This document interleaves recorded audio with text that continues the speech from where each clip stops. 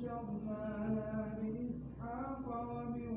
وراء إسحاق يعقوب قالت يا ويلتى أألد وأنا عجوز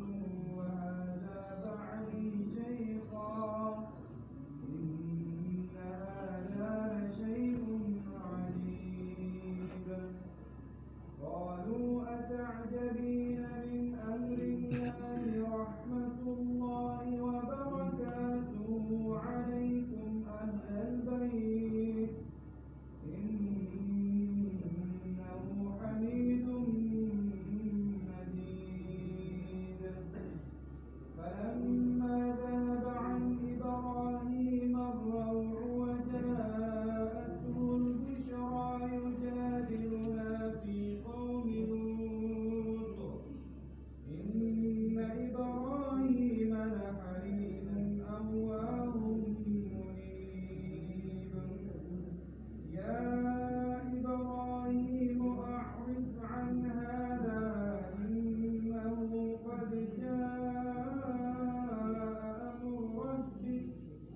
وإنهم آتيهم عذاب غير مردود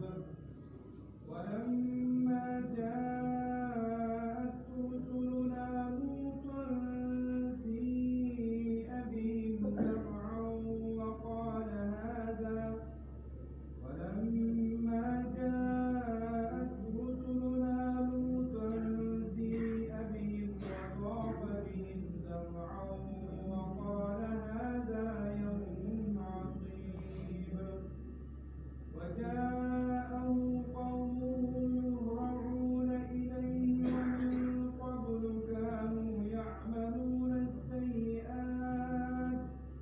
قال يا قوم هؤلاء بناتي هن أطهر لكم فاتقوا الله ولا تخزون في ضيفي أليس منكم رجل رشيد قالوا لقد علمت ما لنا في بناتك من حق وإنك لتعلم ما نريد قال لو أن لي بكم قوة أو آوي إلى ركن شديد قالوا يا لوط إنا رسل ربك لن يصلوا إليك فأسر بأهلك بقطع